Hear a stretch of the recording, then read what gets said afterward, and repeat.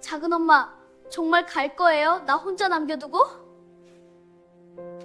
새벽 2시 짐 가방을 든 며느리의 등 뒤로 9살 조카의 울음 섞인 목소리가 들렸습니다. 지긋지긋한 시집살이 3년.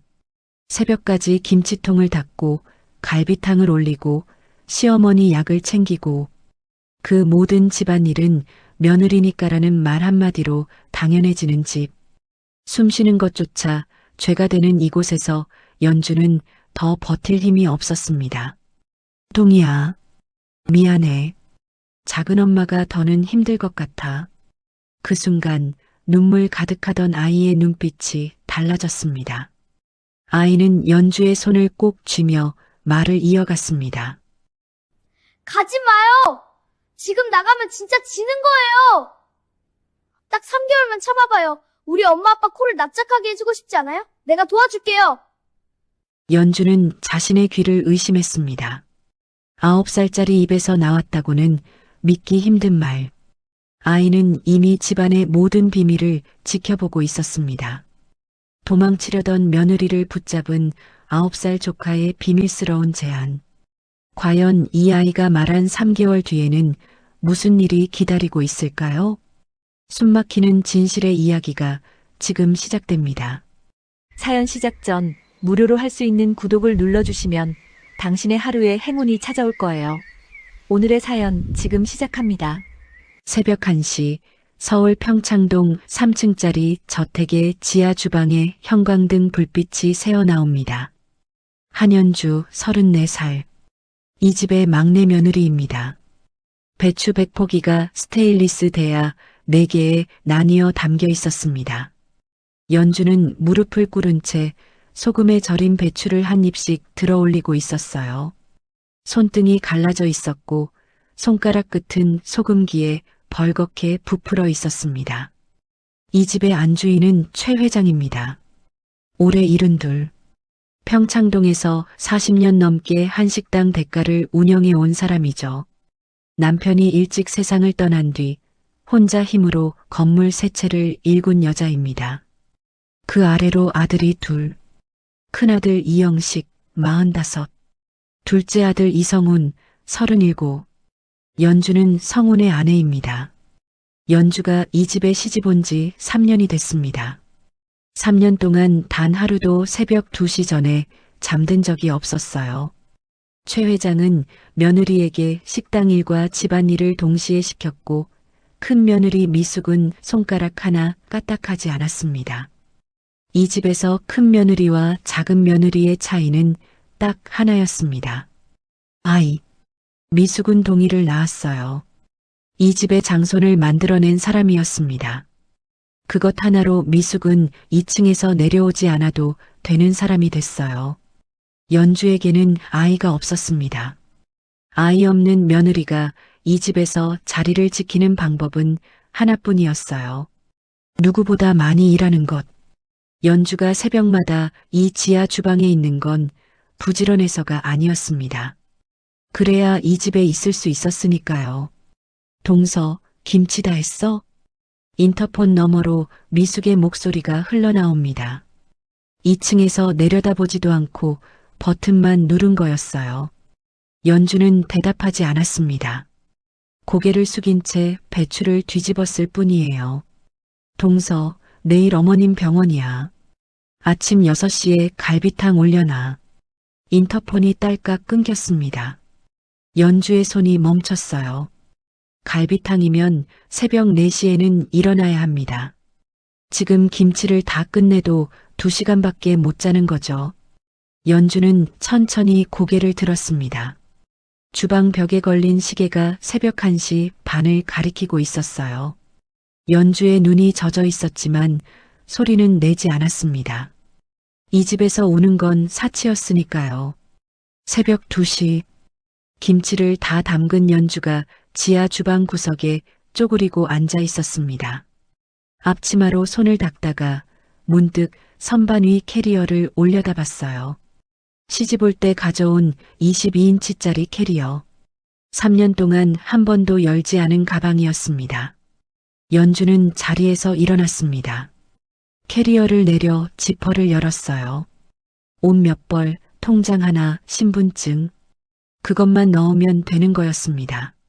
손이 떨렸지만 멈추지 않았어요. 2층에서는 영식이 코를 골고 있었고 3층 최 회장의 방에서는 불이 꺼져 있었습니다. 성우는 오늘도 회식이라며 들어오지 않았어요. 이 집에서 연주가 나가든 말든 신경 쓸 사람은 아무도 없었습니다. 연주는 운동화를 신고 현관문 앞에 섰습니다. 캐리어 손잡이를 잡은 손에 힘을 줬어요. 비밀번호를 누르려는 순간이었습니다. 작은 엄마.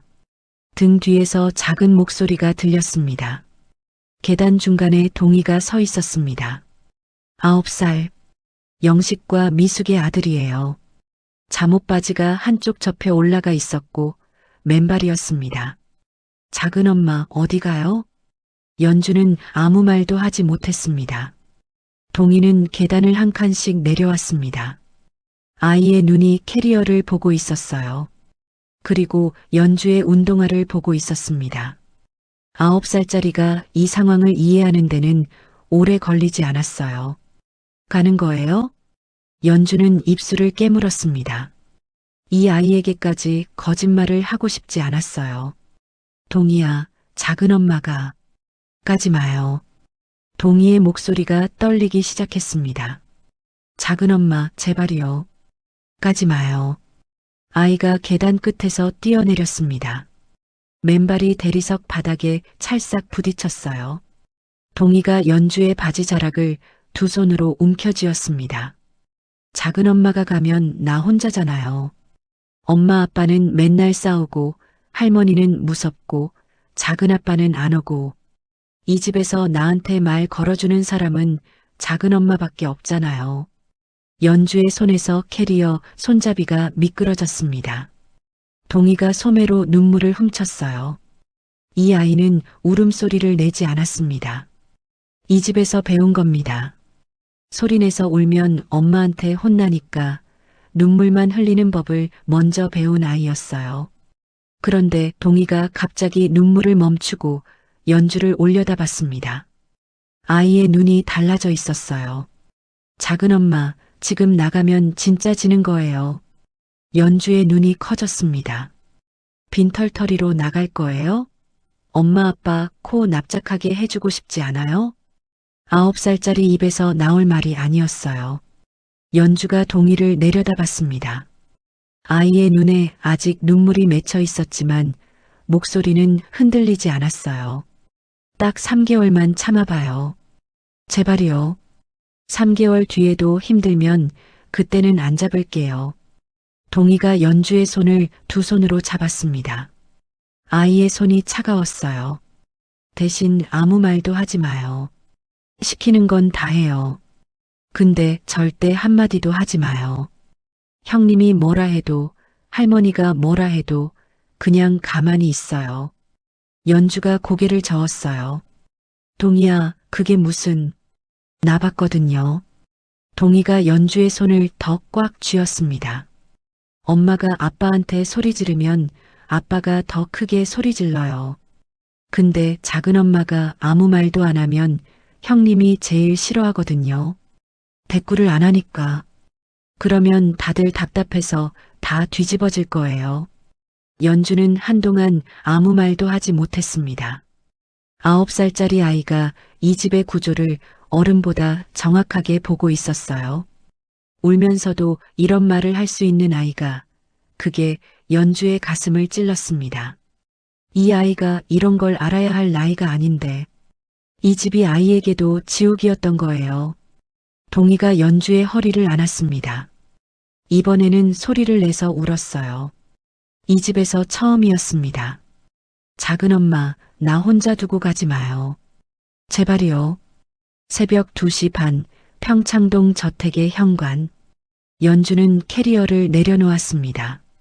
운동화를 벗고 다시 슬리퍼를 신었어요. 동희의 머리를 쓰다듬었습니다. 아무 말도 하지 않았어요.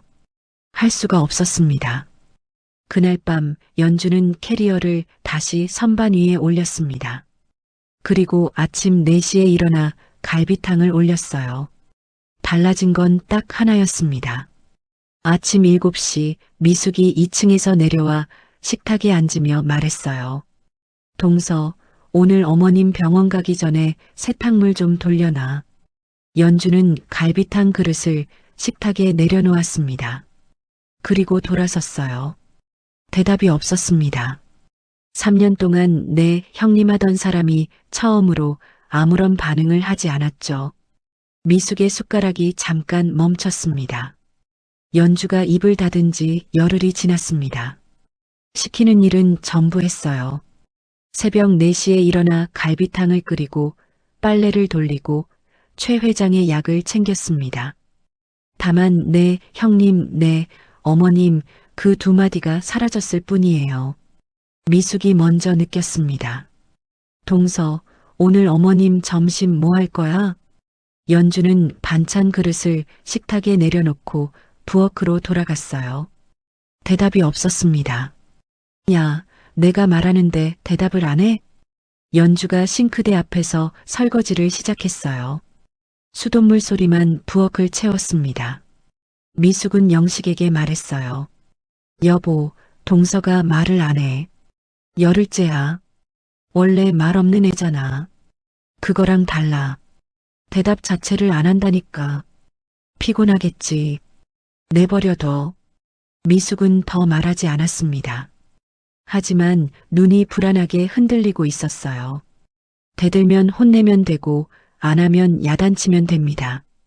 그런데 다 하면서 말을 안 하면 뭐라고 해야 할지 모르는 거죠.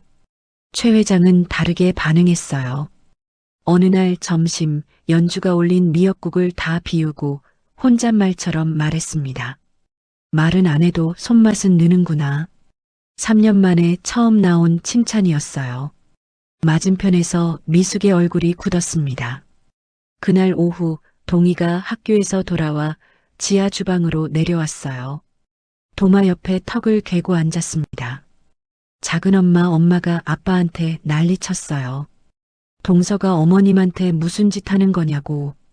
연주가 고개를 끄덕였어요. 근데 작은 엄마, 나 더 중요한 거 들었어요. 동희가 목소리를 낮췄습니다. 아빠가 어젯밤에 전화했거든요. 어머니 건물 담보 잡으면 바로 나온다고 했어요. 도장은 알아서 한다고도 했고요. 연주의 칼질이 멈췄어요. 그리고 작은 엄마, 작은 아빠가 아빠한테 돈 빌린 거 알아요? 3억이래요. 엄마가 아빠한테 맨날 그래요. 성훈이한테 빌려준 3억 언제 받냐고. 3억? 연주는 그 숫자를 처음 들었습니다. 동희가 물을 다 먹고 손을 닦았어요. 작은 엄마, 이 집 어른들은 다 이상해요. 말은 많은데 진짜 얘기는 아무도 안 하잖아요. 근데 신기하다. 작은 엄마가 말을 안 하니까 나한테는 다 들려요. 엄마 아빠 싸우는 것도, 아빠 전화하는 것도. 9살짜리의 그 말이 이 집의 전부를 정리하고 있었습니다. 그날 밤 연주는 성훈의 양말 서랍을 열었어요. 양말 밑에 접힌 종이가 있었습니다. 차용증이었어요. 이영식에게 빌린 3억 원. 이자 월 오픈. 성훈의 서명. 연주는 사진을 찍고 다시 접어 넣었어요. 다음 날 오후 연주가 최 회장의 방에 약을 가져다 놓으러 들어갔습니다. 최 회장이 창가에 앉아 있었어요. 무릎 위에 오래된 액자가 놓여 있었습니다. 이번에는 뒤집지 않았어요. 어린 여자아이였습니다. 따은 머리에 하얀 원피스.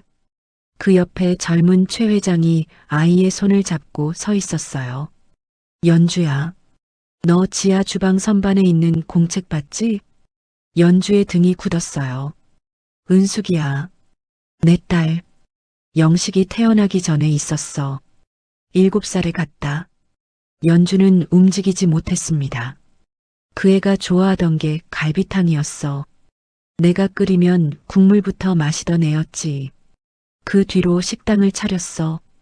은숙이가 좋아하던 음식들로. 그게 대가야. 최 회장의 목소리가 떨리고 있었어요. 며느리한테 이런 얘기하는 거 아닌데. 근데 너는 말이 없으니까 말하게 되네. 연주는 최 회장 앞에 무릎을 꿇고 앉았어요. 주름진 손을 잡았습니다. 어머님, 최 회장이 고개를 들었어요.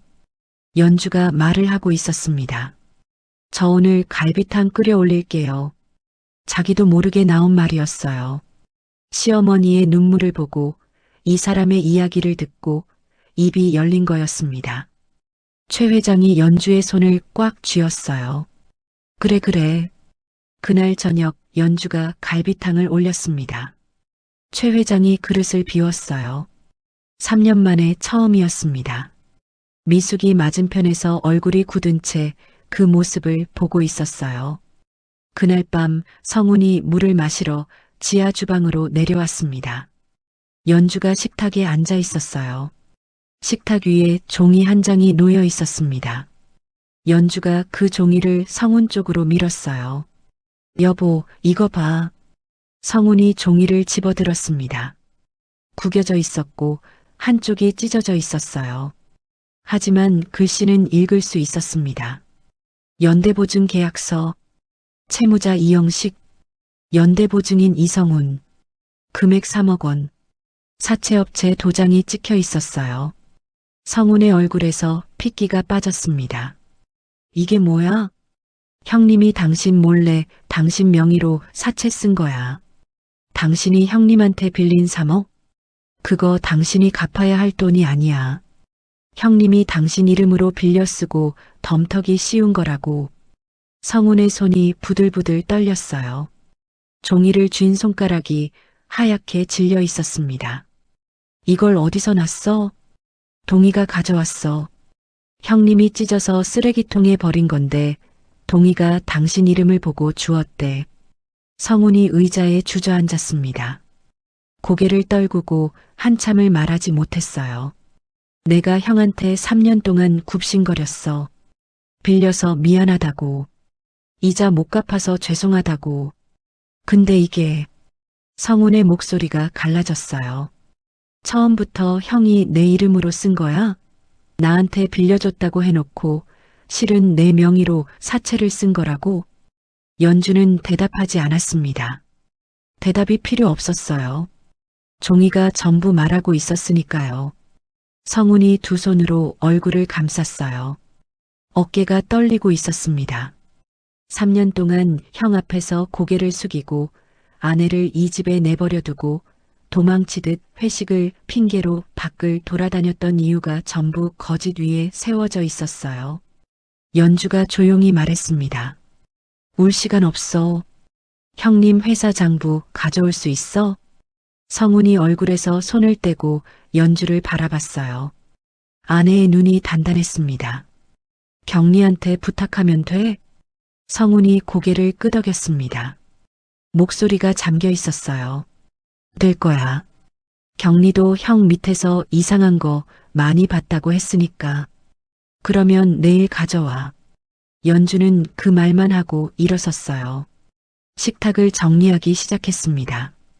그때 계단에서 작은 발소리가 들렸어요. 동이었습니다. 잠옷 차림에 과자 깡통 하나를 안고 있었어요. 작은 아빠, 그 종이 봤어요? 성훈이 동이를 바라봤습니다. 눈이 붉었어요.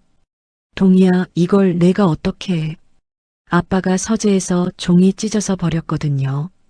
근데 한 장이 쓰레기통 옆에 떨어져 있었어요. 작은 아빠 이름이 보여서 주었어요. 동이가 식탁에 과자 깡통을 올려놓았어요. 뚜껑을 열었습니다. 안에 꼬깃꼬깃한 포스트잇 뭉치와 USB 하나가 들어있었어요. 이것도 있어요. 연주와 성훈이 동시에 깡통 안을 들여다봤습니다. 이 포스트잇은 뭐야?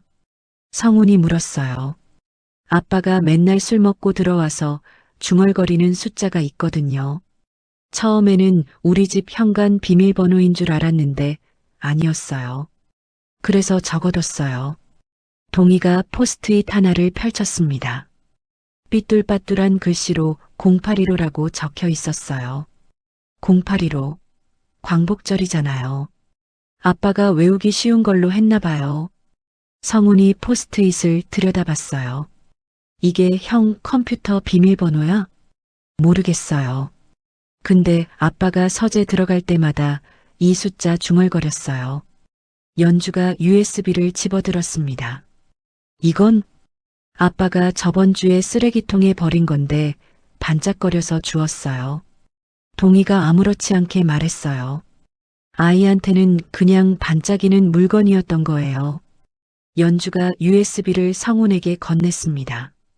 이건 아직 열지 마. 형님 회사 장부랑 같이 확인해야 해. 성훈이 USB를 주머니에 넣었어요. 동희가 깡통 뚜껑을 닫으며 말했습니다. 작은 엄마, 작은 아빠. 나 한 가지만 부탁할게요. 둘이 동희를 바라봤어요. 이기고 나서 아빠 너무 미워하지 마요. 아빠도 불쌍한 사람이에요. 돈 때문에 이상해진 거거든요. 연주는 아무 말도 하지 못했어요. 9살짜리가 아빠의 잘못을 알면서도 아빠를 걱정하고 있었습니다. 성훈이 동희의 머리를 한번 쓸어줬어요. 손이 아직 떨리고 있었습니다. 올라가서 자. 내일 학교잖아. 동희가 계단을 올라갔어요. 작은 발소리가 멀어졌습니다. 나흘 뒤 수요일이었습니다. 오전 11시 영식이 양복 입은 남자를 데리고 들어왔어요. 변호사였습니다. 어머니, 법률 관련해서 도움 주실 분이에요. 최 회장이 주방 식탁에 앉았습니다. 연주는 새벽에 미리 주방 환풍구 틈새에 핸드폰을 숨겨두었어요. 동영상 촬영이 켜져 있었습니다. 변호사가 서류를 펼쳤어요. 회장님, 건물 관리를 큰아드님이 대신할 수 있게 하는 서류입니다. 최 회장이 서류를 들여다봤어요. 영식이 볼펜을 건넸습니다. 어머니, 여기 서명하시고 도장 찍으시면 돼요. 최 회장의 손이 볼펜을 잡았어요. 서류 위로 내려가고 있었습니다. 그 순간 거실 쪽에서 쨍하는 소리가 났어요. 물컵이 바닥에 깨진 소리였습니다. 동희가 거실에서 뛰어나오고 있었어요. 발밑에 깨진 유리잔 조각이 흩어져 있었습니다. 아, 죄송해요. 물 마시려다가. 영식의 얼굴이 일그러졌어요. 이 녀석이 지금 뭐 하는 짓이야? 영식이 의자에서 벌떡 일어나 동희의 팔을 잡아 끌었습니다. 아이의 몸이 휘청거렸어요. 아빠 아파요. 시끄러. 어른들 일하는데 왜 나와? 영식이 동희를 거실 쪽으로 밀었습니다. 아이가 비틀거리며 소파에 부딪혔어요. 식탁에 앉아있던 최 회장의 눈이 변했습니다. 볼펜을 잡은 손이 멈췄어요. 자기 손자를 거칠게 다루는 큰아들의 모습을 똑똑히 보고 있었습니다. 영식아, 최 회장의 목소리가 낮아졌어요. 애를 왜 그렇게 해? 어머니, 아닙니다. 얘가 갑자기 뛰어나와서 어머니, 여기 서명만 하시면 됩니다. 영식이 다시 볼펜을 최 회장 손에 쥐어줬어요. 최 회장의 눈이 한 번 동희를 바라보고 다시 서류를 내려다봤습니다. 무언가 말하고 싶은 것 같았지만 약 기운 탓인지 눈이 흐릿했어요. 최 회장이 서명을 했습니다. 도장을 찍었어요. 떨리는 손으로요. 연주는 부엌 구석에 서서 그 모습을 보고 있었습니다. 주먹을 꽉 쥐고 있었어요. 막지 못했습니다. 하지만 환풍구 틈새의 핸드폰에는 전부 찍히고 있었어요. 영식의 목소리, 변호사의 설명, 최 회장의 흐릿한 눈, 그리고 영식이 동희를 밀치는 장면까지 전부요. 영식과 변호사가 현관으로 나갔습니다. 다음 주에 등기 변경 서류 보내드리겠습니다. 현관문이 닫혔어요. 연주가 거실로 갔습니다. 동희가 소파에 앉아 팔을 문지르고 있었어요. 빨갛게 자국이 나 있었습니다. 동희야, 괜찮아? 괜찮아요. 작은 엄마, 다 찍혔어요? 연주가 고개를 끄덕였어요. 아빠가 나 미는 것도요? 응, 전부 다. 동희가 팔을 문지르며 웃었어요. 아픈데 웃고 있었습니다. 그러면 됐어요. 연주는 이 아이의 머리를 쓰다듬었어요. 그날 밤 연주는 환풍구에서 핸드폰을 꺼냈어요. 영상 파일을 확인했습니다. 서명 장면, 영식의 고함, 동희가 밀려나는 장면. 전부 선명하게 찍혀 있었어요. 클라우드에 올렸습니다. 차용증 사진, 연대보증 서류, 동희의 과자 깡통 속 포스트잇 사진 옆에 나란히요. 연주는 핸드폰 화면을 끄고 천장을 올려다봤어요. 증거는 모였습니다. 서명은 막지 못했지만 영식이 뭘 했는지는 전부 기록돼 있었어요.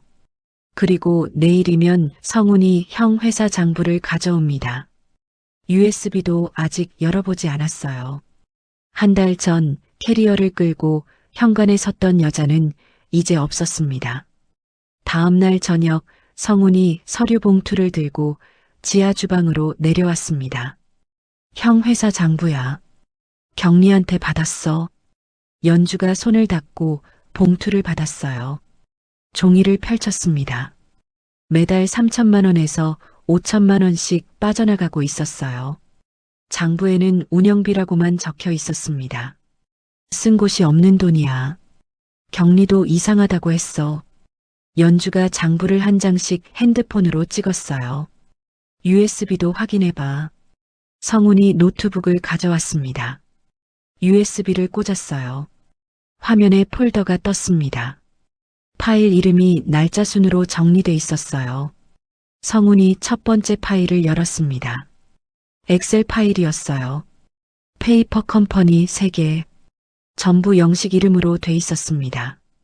최 회장의 식당대가 매출에서 빼돌린 돈이 이 회사들로 흘러들어가고 있었어요. 매달 수천만 원씩 2년 넘게요. 성훈의 얼굴이 점점 굳어졌습니다. 파일을 넘겼어요. 두 번째, 세 번째, 그리고 네 번째 파일을 열었을 때 성훈의 손이 멈췄습니다. 지출 내역이었어요. 미래요양원 선납금 5천만 원, 오병원 자물료 1,000만 원. 성훈이 화면을 들여다봤어요. 미래요양원을 검색했습니다. 치매 전문 요양시설이었어요. 성훈의 얼굴이 하얗게 질렸습니다. 이 요양원 치매 전문이야. 어머니가 왜 여기 예약이 돼 있어? 연주가 화면을 봤어요. 자물료 1,000만 원이 찍힌 병원도 검색했습니다. 치매 진단 전문 병원이었어요. 형이 어머니를 강제로 입원시키려고 한 거야. 성훈이 책상을 내리쳤습니다. 노트북이 흔들렸어요. 멀쩡한 어머니를. 약 먹으면 좀 멍하신 거지. 치매가 아니잖아. 성훈의 눈이 달라져 있었어요. 3년 동안 형 앞에서 고개 숙이던 남자의 눈이 아니었습니다. 연주가 성훈의 어깨를 잡았어요. 이게 형님의 진짜 얼굴이야. 당신이 3억 빚 뒤집어 쓰고 쩔쩔매는 동안 형님은 어머니까지 치워버릴 준비를 하고 있었던 거야. 어머니를 요양원에 넣고 건물명에 넘기고 식당까지 통째로 가져가려는 거였어. 성훈이 의자에 주저앉았습니다. 두 손으로 머리를 감싸쥐었어요. 그때 계단에서 작은 발소리가 들렸습니다. 동희가 내려오고 있었어요. 이번에는 빈손이 아니었습니다. 배가 갈라진 플라스틱 돼지 저금통을 들고 있었어요. 동희가 식탁 앞에 섰습니다. 저금통을 뒤집었어요. 동전과 꼬깃꼬깃한 1,000원짜리 지폐들이 식탁 위로 쏟아졌습니다. 성훈이 고개를 들었어요. 동희야, 이게 뭐야? 작은아빠 빚 갚는 데 써요. 성훈이 멈췄습니다. 뭐? 엄마가 그랬어요. 작은아빠는 빚쟁이라서 우리 집 돈 다 까먹는다고. 그래서 할머니가 작은아빠 싫어한다고. 동희의 눈이 빨개지고 있었어요. 내가 이거 다 줄 테니까 돈 없어도 도망가지 마요. 동희가 성훈의 옷자락을 잡았습니다. 작은엄마 혼자 두고 가지 마요. 제발이요. 한 달 반 전 이 아이는 같은 말로 작은엄마를 붙잡았었어요. 새벽 2시에 맨발로 계단을 뛰어내려와 캐리어를 잡았었습니다. 지금은 코 묻은 돈을 쏟아내며 작은 아빠를 붙잡고 있었어요. 성운이 무너졌습니다. 조카의 동전 앞에서 자기가 얼마나 비겁했는지 뼈저리게 느꼈어요.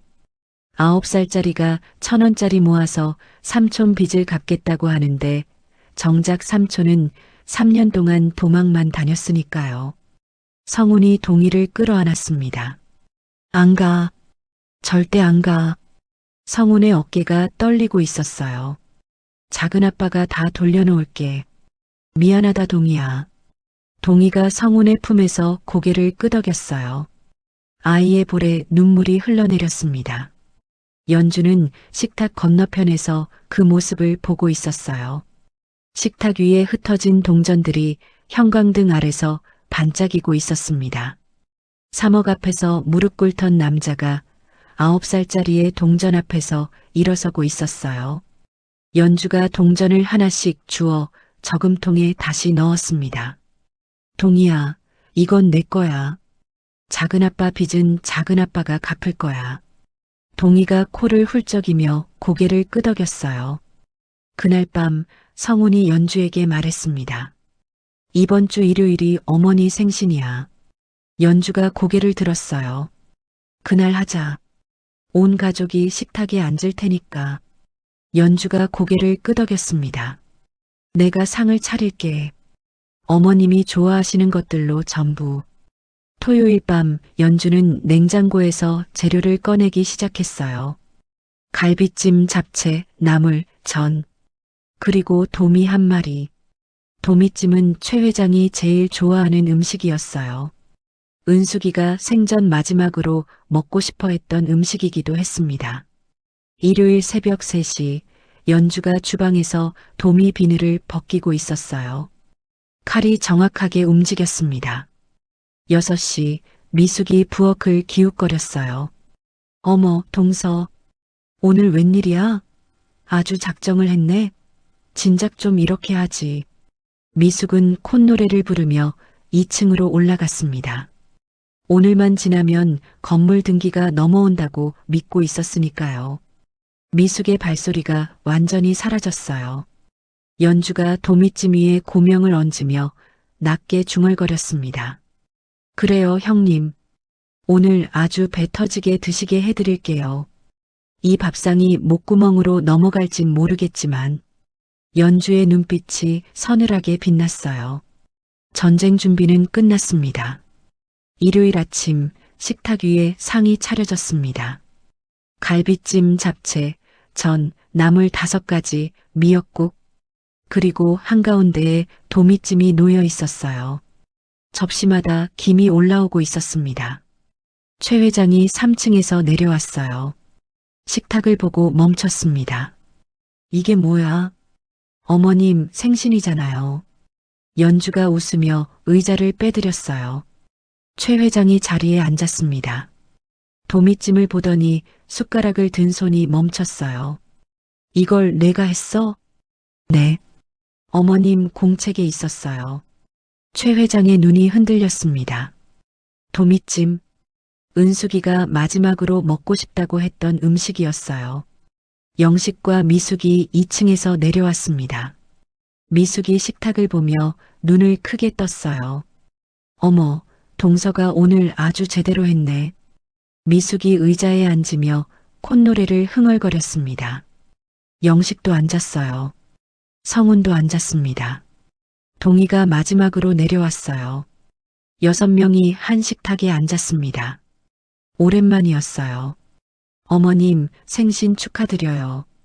연주가 고개를 숙였어요. 드세요, 어머니. 성운도 고개를 숙였습니다. 최 회장이 미역국을 한 숟가락 떠먹었어요. 간이 많네. 숟가락 소리, 국물 마시는 소리. 평화로운 아침이었습니다. 미숙이 도미찜을 한 젓가락 집으며 말했어요.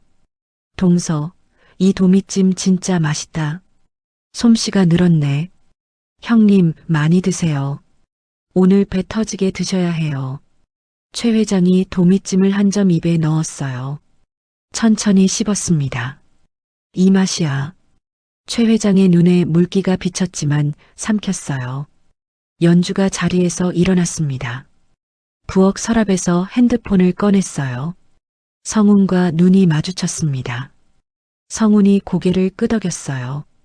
연주가 핸드폰을 식탁 가운데에 올려놓았습니다. 어머님, 드실 거 다 드셨으면 보여드릴 게 있어요.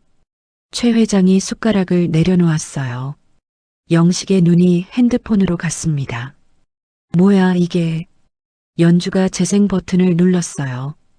영식의 목소리가 흘러나왔습니다. 약 드시고 나면 좀 멍하시잖아. 그때 하면 돼. 서류가 뭔지 잘 모르실 거야. 미숙의 목소리도 나왔어요. 그게 위임장 같은 거 쓰게 하려는 거야? 위임장이 아니라 재산관리 대리인 지정이야. 식탁이 얼어붙었습니다. 영식의 숟가락이 접시에 부딪히며 딸깍 소리를 냈어요. 영식이 핸드폰을 집으려 했습니다. 성훈이 먼저 잡았어요. 형, 끝까지 들어. 너 이 새끼가 뭐 하는 짓이야. 형이 한 짓이야. 녹음이 이어졌어요. 변호사의 목소리. 건물 관리를 큰아드님이 대신할 수 있게 하는 서류입니다. 영식의 목소리. 어머니가 일일이 다 하시기 힘드시잖아요. 최 회장의 손이 떨리기 시작했어요. 연주가 영상 파일을 틀었습니다. 서명 당일 환풍구에서 찍은 영상이었어요. 최 회장이 서류에 서명하는 장면. 동희가 물컵을 엎지르며 뛰어나오는 장면. 영식이 동희의 팔을 잡아 끌며 소리 지르는 장면이 선명하게 찍혀 있었습니다. 이 녀석이 지금 뭐 하는 짓이야? 영상 속에서 동희가 소파에 부딪히며 비틀거렸어요. 최 회장의 눈이 영상을 보고 식탁에 앉은 동희의 팔에 남은 멍 자국을 보고 다시 영식을 바라봤습니다. 영식아, 이게 내가 한 짓이냐? 영식이 벌떡 일어났어요. 얼굴을 붉히며 소리쳤습니다. 어머니, 이거 다 조작이에요. 재수 씨가 어머니 재산 노리고 꾸민 거라고요. 영식이 연주를 손가락으로 가리켰어요. 어머니 요즘 정신이 오락가락 하시잖아요. 치매 초기 증상이라 사람 못 알아보시는 거 재수 씨가 이용하는 겁니다. 못 보셨어요? 전현이 어머니한테 갈비탕이니 도미찜이니 해서 꼬신 거라고요. 미숙이 의자에서 일어나며 거들었어요. 맞아요, 어머님. 어디서 근본 없는 며느리 말만 믿고 장남을 내치세요? 어머님이 지금 정신이 온전하시다고 생각하세요? 순간 식탁이 조용해졌습니다. 미숙의 말이 허공에 걸려 있었어요. 정신이 온전하시다고 생각하세요? 며느리가 시어머니에게 할 수 있는 말이 아니었습니다. 최 회장의 눈이 미숙을 향했어요. 차가웠습니다. 연주가 서류 봉투를 꺼냈어요. 장부 사본을 식탁에 펼쳤습니다. 어머님, 이건 형님 회사 장부예요. 매달 3천에서 5천만 원씩 빠져나간 돈이 있어요. 대가 식당 매출에서 빼돌린 겁니다. 두 번째 서류를 올렸어요. 이건 형님이 성훈 명의로 몰래 사채 쓴 연대보증 서류예요. 성훈이가 빌렸다고 알고 있던 3억은 형님이 덤터기 씌운 겁니다. 세 번째 서류를 올렸습니다. 이건 형님이 만든 페이퍼 컴퍼니 세계 내역이에요. 대가 매출이 2년 넘게 여기로 흘러들어갔어요. 연주가 마지막 종이를 내려놓았어요. 그리고 어머님, 이건 형님이 어머님을 치매 전문 요양원에 넣으려고 예약금 5천만 원을 넣은 내역이에요. 병원 자물료 1천만 원도요. 멀쩡한 어머님을 치매 환자로 만들어서 요양원에 집어넣으려고 한 겁니다. 영식의 얼굴이 하얗게 질렸어요. 이건 아니야. 어머니, 이건 만약을 위해서. 만약을 위해서? 최 회장이 영식을 바라봤어요. 만약을 위해서 멀쩡한 어미를 치매 환자로 만들어? 만약을 위해서 내 식당 돈을 빼돌려? 만약을 위해서 동생 이름으로 사채를 써? 최 회장의 목소리가 올라갔어요. 그리고 방금 내 마누라가 뭐라고 했어? 내 정신이 온전하냐고 했지? 그래, 내 정신이 온전하지 못하면 좋겠지. 그래야 내가 하고 싶은 대로 하니까. 미숙의 얼굴이 새하얘졌어요. 어머님, 저는 그런 뜻이. 닥쳐. 최 회장이 식탁을 손바닥으로 내리쳤습니다. 그릇이 흔들렸어요. 미숙이 연주를 향해 돌아섰어요. 눈이 뒤집혀 있었습니다. 인연이, 내가 이 집을 다 뒤집어 놓은 거야. 네가 뭔데? 미숙이 연주에게 달려들었어요. 손이 연주의 목 쪽으로 뻗었습니다. 성훈이 연주 앞에 딱 섰습니다. 미숙의 앞을 몸으로 막았어요. 내 아내한테 손대지 마. 성훈의 목소리가 낮았습니다. 눈빛이 매서웠어요. 3년 동안 형 앞에서 고개 숙이고 아내를 혼자 내버려 두고 도망치기만 했던 남자가 처음으로 아내 앞에 서 있었습니다. 미숙이 그 기세에 눌려 한 발 물러섰어요. 엉덩방아를 찌우며 주저앉았습니다. 영식이 주먹을 쥐고 성훈에게 다가갔어요. 야, 성훈아. 너 지금 형한테. 형? 성훈이 영식을 똑바로 바라봤습니다. 형이 내 이름으로 사채 쓴 거, 어머니 요양원에 넣으려 한 거, 식당 돈 빼돌린 거, 다 알아. 나한테 3억 빌려줬다고 해놓고 사실은 내 명의로 빌린 거였잖아. 3년 동안 그걸로 날 잡고 있었고, 영식이 입을 열었어요. 하지만 말이 나오지 않았습니다. 최 회장이 천천히 일어섰어요. 나가라. 영식이 고개를 들었습니다.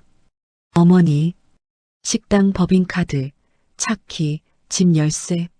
지금 식탁 위에 다 올려놓고 나가.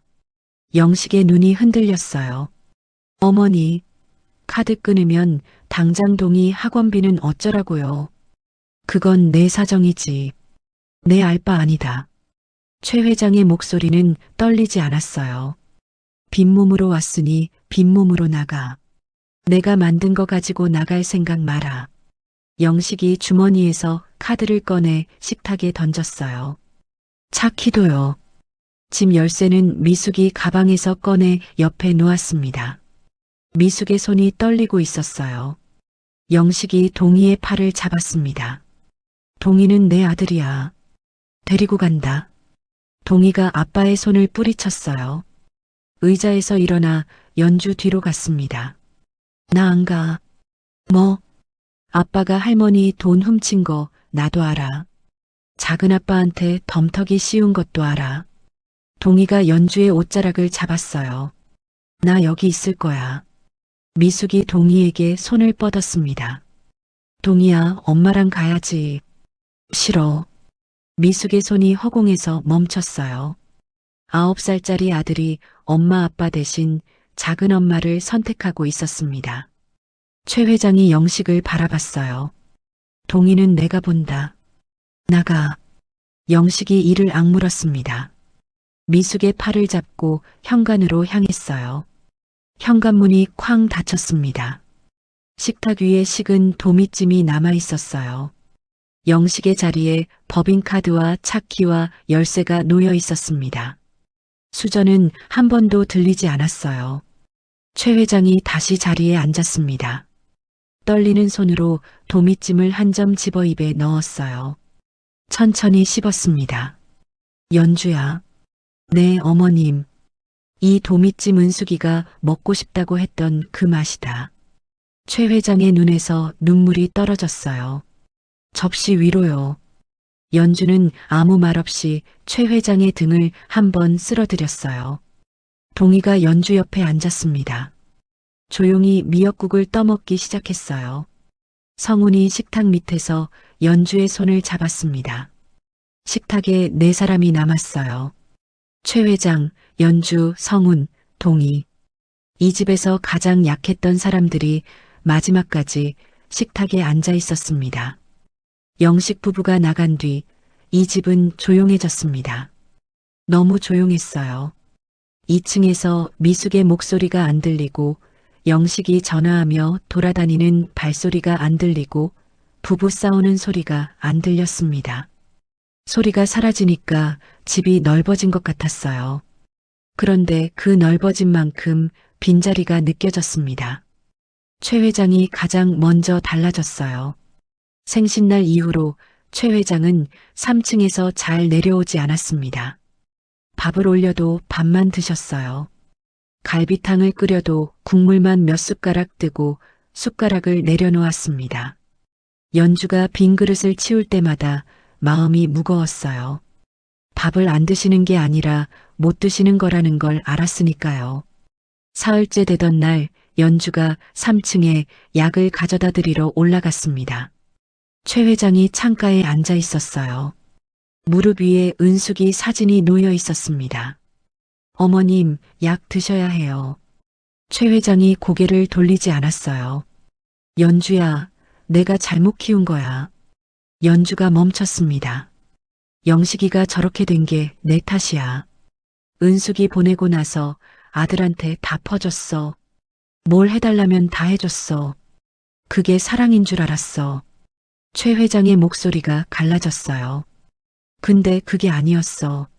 내가 키운 게 아니라 망친 거였어. 연주는 아무 말도 하지 못했습니다. 약을 탁자에 올려놓고 최 회장 옆에 앉았어요. 어머님, 밥 드세요. 안 드시면 안 돼요. 밥이 넘어가야지. 최 회장이 은숙이 사진을 쓸어내렸어요. 영식이가 나를 요양원에 넣으려 했다며. 치매 환자로 만들어서. 연주는 고개를 끄덕였습니다. 거짓말을 할 수 없었어요. 그래도 내 자식이야. 최 회장의 눈에서 눈물이 떨어졌습니다. 연주는 최 회장의 손을 잡았어요. 이 순간에 할 수 있는 말은 없었어요. 그 주 금요일 연주와 성우는 변호사를 찾아갔습니다. 녹음 파일, 영상, 장부, 연대보증 서류, USB 자료를 전부 가져갔어요. 변호사가 서류를 한 장씩 넘기며 말했습니다. 이 정도면 재산관리 대리인 지정은 무효로 돌릴 수 있습니다. 치매가 아닌 상태에서 오인하게 해서 받은 서명이니까요. 횡령건도 형사 고소 가능합니다. 성훈이 물었어요. 연대보증은요? 이건 본인 동의 없이 작성된 거라 무효 주장할 수 있습니다. 다만 사채업체에서 소송을 걸 수 있어요. 시간이 좀 걸릴 겁니다. 연주가 물었어요. 등기 변경은요? 아직 안 됐습니다. 서류가 접수는 됐는데 처리가 안 끝났어요. 지금 바로 이해 신청 넣으면 막을 수 있습니다. 연주와 성훈이 눈을 마주쳤어요. 간신히 시간 안에 들어온 거였습니다. 그날 오후 연주는 대가 식당에 갔습니다. 3년 동안 지하 주방에서만 일했지 식당에 가본 적은 거의 없었어요. 문을 열자 직원들이 연주를 알아봤습니다. 사모님 오셨어요? 식당은 반쯤 비어 있었어요. 점심시간인데 손님이 별로 없었습니다. 직원이 조용히 말했어요. 큰아드님이 경영하시면서 단골들이 많이 빠졌어요. 메뉴도 바꾸시고 식재료도 바꾸시고 회장님 레시피가 아니라 그냥 납품업체에서 오는 대로 쓰셨거든요. 연주가 주방을 둘러봤어요. 최 회장이 40년 동안 지켜온 식당이 이렇게 돼 있었습니다. 연주가 직원에게 물었어요. 회장님, 원래 레시피 아는 분 계세요? 김 주방장님이 계시긴 한데 큰아드님이 메뉴 바꾸면서 퇴사하셨어요. 연락처 있어요? 네, 있습니다. 연주는 연락처를 받아 적었어요. 식당을 나오며 성훈에게 전화했습니다. 여보, 식당 상태가 심각해. 형님이 다 바꿔놨어. 얼마나? 단골 빠지고 레시피 바뀌고 주방장도 나갔어. 성훈이 한숨을 쉬었어요. 그러면 식당부터 살려야 하는 거야? 응. 어머님한테 이 얘기는 아직 하지 마. 밥도 못 드시는데 식당까지 망했다는 소리 들으시면 안 돼. 그날 밤 연주가 지하 주방에서 다음날 반찬을 준비하고 있었어요. 성훈이 옆에 앉아 콩나물 꼬리를 따고 있었습니다. 여보, 응, 나 한 가지 말할 게 있어. 연주가 칼질을 멈추고 성훈을 바라봤어요. 식당 살리는 거, 나도 같이 할게. 당연히 같이 하는 거지. 그게 아니라, 성훈이 콩나물을 내려놓았어요. 내가 회사 그만두고 식당에 들어갈게. 연주가 멈췄습니다. 지금 회사 월급으로는 어차피 빚 못 갚아. 식당을 제대로 살려서 매출 정상화시키는 게 빨라. 김 주방장 다시 모시고 어머니 레시피 복원하고 단골 돌아오게 하는 거야. 연주는 성훈을 바라봤어요. 3년 동안 도망치기만 했던 남자가 스스로 식당에 들어가겠다고 하고 있었습니다. 진심이야? 응. 4시에 일어나서 같이 하는 거야. 너 혼자 시킬 생각 없어. 연주의 눈이 젖었어요. 대답 대신 콩나물을 다시 성훈 앞에 밀어줬습니다. 성훈이 콩나물 꼬리를 땄어요. 둘 사이에 말은 없었지만 충분했습니다. 그런데 열흘 뒤 일이 터졌습니다. 연주가 아침장을 보고 돌아오는데 현관 앞에 사람이 서 있었어요. 양복을 입은 남자 둘이었습니다. 한연주 씨 맞으십니까? 네. 이영식 씨 대리인입니다. 소장 전달해 드립니다. 봉투를 받았어요. 뜯어봤습니다. 소장이었어요. 피고 한연주, 이성훈, 원고 이영식, 청구 취지 최 회장의 재산관리 대리인 지정 유효 확인, 피고들의 불법적 증거 수집에 의한 명예훼손 손해배상 5억 원. 연주의 손이 떨렸어요. 영식이 반격을 시작한 거였습니다. 성훈에게 전화했어요. 여보, 영식 형님이 소송 걸었어. 뭐? 명예훼손으로 5억. 그리고 대리인 지정 유효 확인 소송도 같이. 성훈이 한참 말이 없었어요. 형이 진짜 끝까지 가려는 거야. 그날 저녁 연주가 최 회장에게 소장을 보여드렸습니다. 최 회장이 서류를 읽었어요. 읽는 동안 손이 떨렸습니다. 다 읽고 나서 서류를 식탁에 내려놓았어요. 내가 증인으로 나가마. 연주가 고개를 들었어요. 어머님, 내가 법원에 가서 말할게. 내 정신이 멀쩡하다는 걸. 그리고 영식이가 뭘 했는지. 최 회장의 눈이 단단했어요. 사흘 동안 밥도 못 드시던 사람이 아니었습니다. 내가 평생 만든 식당이야. 내 아들한테 뺏겨도 남한테 뺏길 순 없어. 연주는 최 회장의 손을 잡았어요. 어머님 같이 해요. 최 회장이 고개를 끄덕였습니다. 그날 밤 동희가 지하 주방으로 내려왔어요. 연주가 식탁에 앉아 소장을 다시 읽고 있었습니다. 작은 엄마 아빠가 소송 건 거죠? 연주가 고개를 끄덕였어요. 작은 엄마 아빠 카톡에 변호사랑 주고받은 거 있을 거예요. 연주가 동희를 바라봤어요. 아빠가 나갈 때 폰을 침대에 놓고 갔거든요. 나 비밀번호 알아요. 엄마 생일이에요. 연주가 고개를 저었어요. 동희야, 그건 안 돼. 아빠 폰을 몰래 보는 건 안 하는 거야. 동희가 입을 다물었어요. 연주가 동희의 머리를 쓸어주었습니다. 근데 작은 엄마 아빠가 변호사한테 보낸 문자는 달라요. 녹음 파일이 조작이라고 주장하라는 내용이었어요. 내가 봤어요. 연주의 눈이 커졌어요. 아빠가 나간 날 폰이 울려서 봤는데 변호사한테 온 답장이었어요. 녹음 원본 확보하면 조작 주장 불가합니다. 원본 삭제 시도를 권합니다. 그런 내용이었어요. 연주의 등이 서늘해졌습니다. 영식이 녹음 원본을 삭제하려 할 수 있다는 뜻이었어요. 동희야, 그 문자 내용 정확하게 기억해? 네, 다 기억해요. 연주가 핸드폰을 꺼냈어요. 클라우드를 확인했습니다. 녹음 파일, 영상, 장부 사진, 연대보증 서류, 전부 그대로 있었어요. 연주가 숨을 내쉬었습니다. 동희야, 고마워. 동희가 고개를 갸웃했어요. 근데 작은 엄마 아까 아빠 폰 보는 거 안 된다고 했잖아요. 연주가 멈칫했어요. 나는 일부러 본 게 아니에요. 폰이 울려서 화면에 뜬 거예요. 근데 그게 중요한 것 같아서 기억해 둔 거예요. 동희가 연주를 바라봤어요.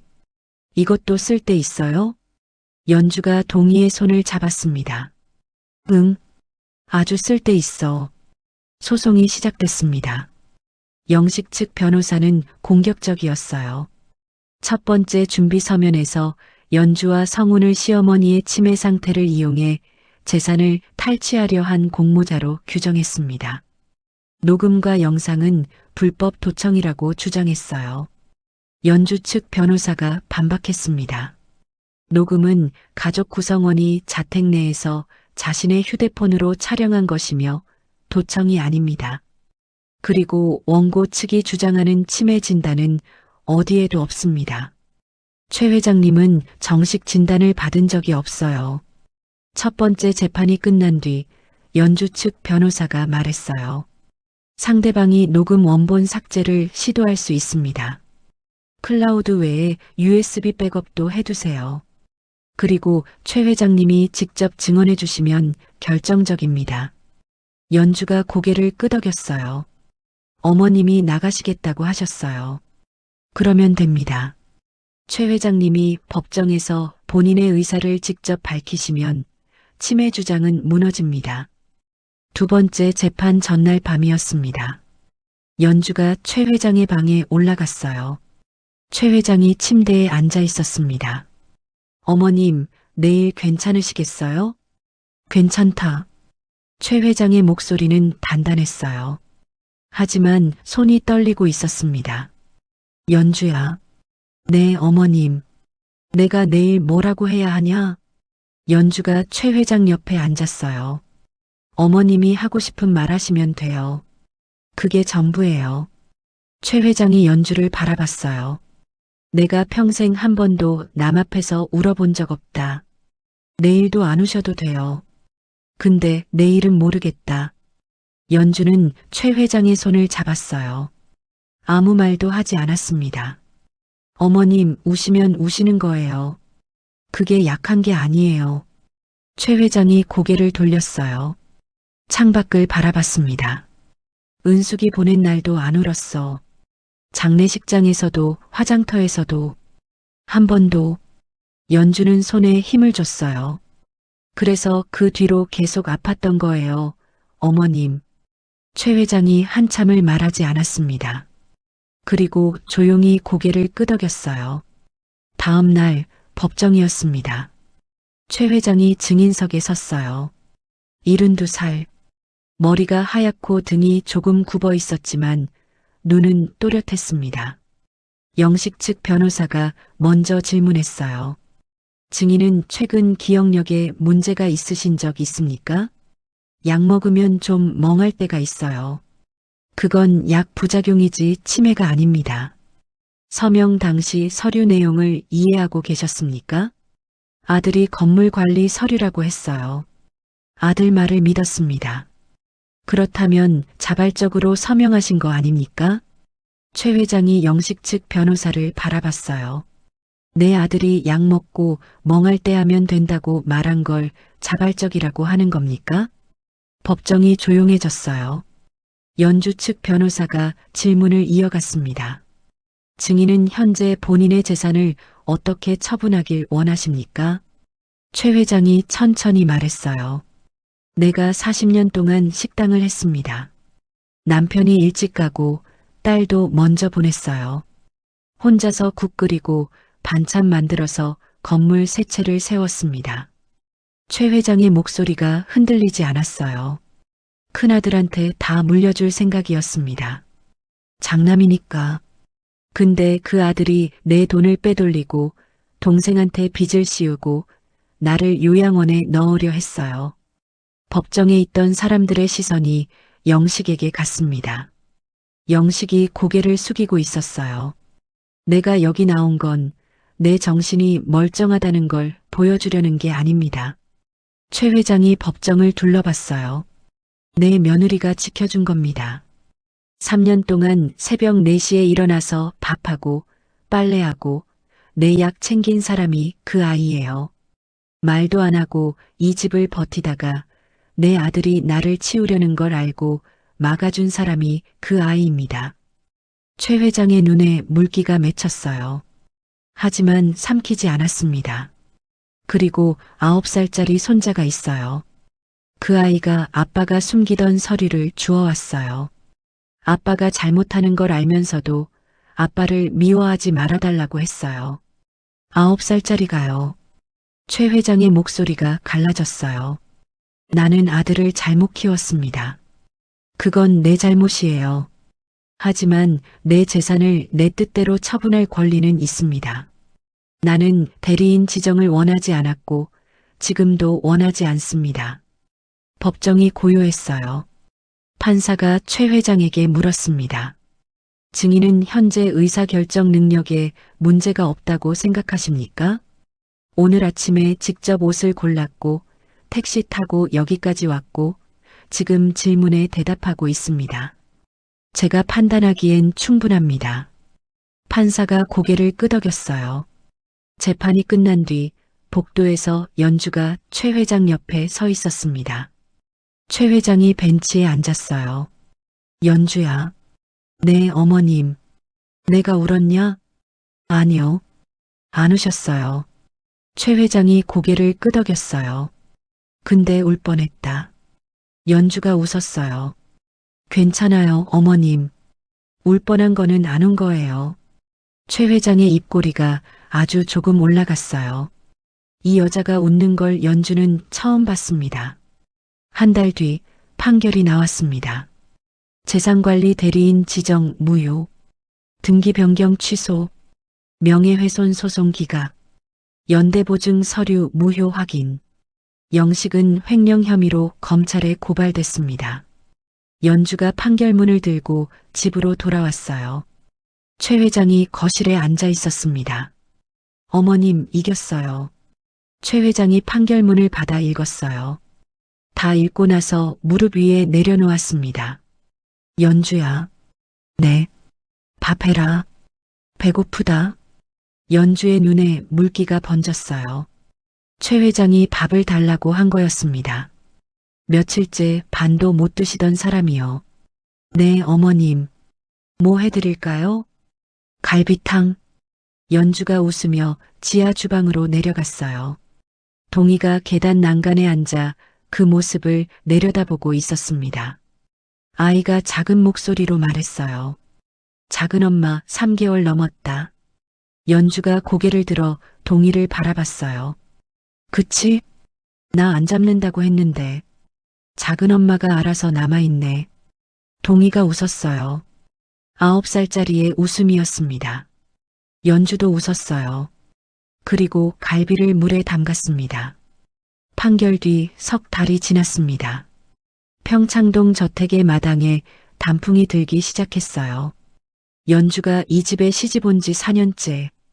캐리어를 끌고 현관에 서던 날이 반년 전이었습니다. 대가 식당은 다시 문을 열었어요. 김 주방장이 돌아왔습니다. 연주가 직접 전화해서 모셔왔어요. 김 주방장은 전화를 받자마자 회장님 레시피만 쓰는 거면 바로 가겠습니다라고 했습니다. 성우는 회사를 그만두고 식당에 들어갔어요. 매일 새벽 4시에 일어나 연주와 함께 지하 주방에서 재료를 손질했습니다. 처음에는 칼질도 서툴렀어요. 물을 써는데 두께가 제각각이었습니다. 연주가 옆에서 보다가 말했어요. 여보, 그렇게 썰면 익는 시간이 달라져. 이거 진짜 어렵다. 3년 동안 내가 매일 한 거야. 성훈이 멈칫했어요. 연주가 웃었습니다. 농담이야. 여기 잡고 이렇게. 연주가 성훈의 손 위에 손을 얹고 칼질을 알려줬어요. 새벽 4시 지하 주방에서 부부가 나란히 물을 썰고 있었습니다. 한 달이 지나자 단골들이 돌아오기 시작했어요. 갈비탕 맛이 예전으로 돌아왔네. 된장찌개가 달라. 이거 옛날 맛이야. 최 회장의 레시피가 다시 주방에 걸렸어요. 공책이 아니라 액자에 넣어서요. 연주가 그렇게 해달라고 했습니다. 최 회장은 가끔 식당에 나왔어요. 주방에 들어가지는 않았습니다. 홀 구석자리에 앉아서 손님들이 밥 먹는 걸 바라봤어요. 어느 날 최 회장이 갈비탕을 한 그릇 시켰어요. 국물을 한 숟가락 떠먹고 고개를 끄덕였습니다. 이 맛이지. 김 주방장이 주방에서 고개를 내밀며 웃었어요. 연주가 홀에서 그 모습을 보고 있었습니다. 동희는 매일 학교 끝나면 식당으로 왔어요. 홀 구석 테이블에서 숙제를 했습니다. 가끔 연주가 가져다 주는 간식을 먹으며 주방 쪽을 바라봤어요. 어느 날 동희가 숙제를 하다가 연주에게 물었습니다. 작은 엄마, 나 여기서 계속 살아도 돼요? 연주가 동희 옆에 앉았어요. 당연하지. 여기가 내 집이야. 엄마 아빠가 데려가겠다고 하면요? 할머니가 안 보낸대. 할머니가 언젠가 돌아가시면요? 연주가 멈췄어요. 9살짜리가 이런 걸 생각하고 있었습니다. 동희야. 네. 작은 엄마가 있잖아. 작은 아빠도 있고. 내가 걱정할 거 아니야. 동희가 연주를 바라봤어요. 작은 엄마, 나 작은 엄마 아들하면 안 돼요? 연주의 눈이 젖었어요. 대답이 바로 안 나왔습니다. 동희야, 넌 엄마 아빠가 있어. 알아요. 근데 마음은 내가 정하는 거잖아요. 연주가 동희의 머리를 쓸어주었어요. 영식은 횡령 혐의로 재판을 받고 있었습니다. 미숙은 영식과 함께 평창동을 떠난 뒤 연락이 없었어요. 동희에게도요. 아이의 생일에 전화 한 통이 없었습니다. 동희의 10번째 생일날이었어요. 연주가 케이크를 만들었습니다. 지하 주방에서요. 딸기 케이크였어요. 동희가 좋아하는 거였습니다. 저녁 식탁에 4사람이 앉았어요. 최 회장, 연주, 성훈, 동희. 케이크 위에 초 10개가 꽂혀 있었습니다. 동희가 초를 바라봤어요. 소원 빌어. 성훈이 말했어요. 동희가 눈을 감았습니다. 한참을 그러고 있었어요. 뭘 그렇게 오래 빌어? 연주가 웃으며 물었어요. 동희가 눈을 뜨고 초를 불었습니다. 10개가 한 번에 꺼졌어요. 뭐 빌었어? 최 회장이 물었어요. 안 말해요. 말하면 안 이루어지잖아요. 동희가 웃었어요. 그리고 케이크를 한 입 베어 물었습니다. 최 회장이 동희를 바라봤어요. 그리고 연주를 바라봤습니다. 성훈을 바라봤어요. 연주야. 네, 어머님. 내일 공증 받으러 가자. 연주가 고개를 갸웃했어요. 유언장이다. 미루면 안 돼. 성훈이 숟가락을 내려놓았어요. 어머니, 그건 아직이 아니야. 내가 멀쩡할 때 해야 해. 영식이 일로 배웠잖아. 최 회장이 식탁을 둘러봤어요. 대가는 연주한테 맡길 거야. 내가 만든 레시피, 내가 세운 식당. 그걸 지켜줄 사람은 연주야. 연주가 고개를 저었어요. 어머님, 저는 거절하지 마. 3년 동안 새벽 4시에 일어나서 갈비탕 끓인 사람이 너야. 내 레시피 지켜줄 사람도 너고. 거절할 자격 없어. 최 회장의 말투는 단호했지만 눈은 웃고 있었어요. 건물은 성훈이 명의로 하고 식당 운영은 연주가 해. 동희는 최 회장이 동희를 바라봤어요. 동희는 이 집에서 자라. 할머니가 보장한다. 동희의 눈이 빨개졌어요. 케이크를 먹다 말고 숟가락을 내려놓았습니다. 할머니, 왜? 소원 말해도 돼요? 아까 말하면 안 이루어진다며. 이건 이미 이루어졌으니까요. 동희가 웃었어요. 이 식탁에서 매일 같이 밥 먹는 거, 그게 소원이었어요. 식탁이 조용해졌습니다. 최 회장이 고개를 돌려 창밖을 바라봤어요. 어깨가 한번 떨렸지만 돌아보지는 않았습니다. 연주가 동희의 접시에 케이크를 한 조각 더 올려놓았어요. 많이 먹어. 오늘 내 생일이니까. 성훈이 식탁 밑에서 연주의 손을 잡았어요. 연주가 성훈의 손을 꽉 쥐었습니다. 반년 전 이 식탁에서 전쟁이 있었습니다. 서류가 쌓이고 녹음이 흘러나오고 고함이 터지고 현관문이 쾅 닫혔어요. 영식의 자리에 법인카드와 차키가 놓여 있던 그 식탁이었습니다. 지금 같은 식탁에 케이크가 놓여 있었어요. 초는 꺼졌지만 연기가 천천히 올라가고 있었습니다. 최 회장이 갈비탕을 한 숟가락 떠먹었어요. 연주가 만든 갈비탕이었습니다.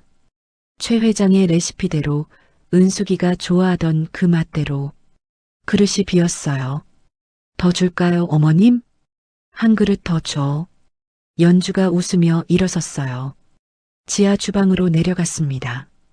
갈비탕 냄비 뚜껑을 열자 김이 올라왔어요. 국자를 들었습니다. 그릇에 국물을 담았어요. 반년 전 이 주방에서 캐리어를 꺼냈었습니다. 운동화를 신고 현관에 섰었어요. 그때 등 뒤에서 작은 목소리가 들렸었죠. 작은 엄마, 딱 3개월만요. 연주가 갈비탕 그릇을 들고 계단을 올라갔습니다. 식탁에 세 사람이 기다리고 있었어요. 시어머니가, 남편이, 그리고 이 모든 걸 시작한 9살짜리 아이가. 연주가 그릇을 최 회장 앞에 내려놓았어요. 어머님, 천천히 드세요. 최 회장이 숟가락을 들었습니다. 평창동 저택의 지하 주방에서는 오늘도 새벽 4시에 불이 켜집니다. 갈비탕 끓는 소리가 조용히 집안을 채워요. 예전에는 연주 혼자였지만 지금은 옆에서 물을 써는 손이 하나 더 있습니다. 그리고 6시쯤이면 계단에서 작은 발소리가 들려요. 도마 옆에 턱을 개고 앉아 무조각을 받아먹는 아이가 있습니다. 매일 아침 이 식탁에 밥이 차려집니다. 오늘 이 이야기를 통해 여러분의 마음속에도 작은 위로가 전해졌기를 바랍니다. 지금 혹시 힘든 시간을 보내고 계신다면 동희가 연주님에게 그랬던 것처럼 저도 여러분께 꼭 말씀드리고 싶습니다. 가장 어두운 새벽이 지나면 반드시 가장 밝은 아침이 옵니다. 지금의 고단함이 훗날 웃으며 추억할 이야기가 될 때까지 부디 힘을 내세요. 차가운 겨울바람 끝에 봄이 오듯이 여러분 삶에도 따뜻한 갈비탕 국물처럼 깊고 진한 행복이 가득하길 기원합니다. 오늘도 긴 이야기 함께 해주셔서 감사드리고 마음에 울림이 있었다면 잘 들었다고 댓글 하나만 남겨주세요. 진심을 담아 응원하겠습니다. 감사합니다.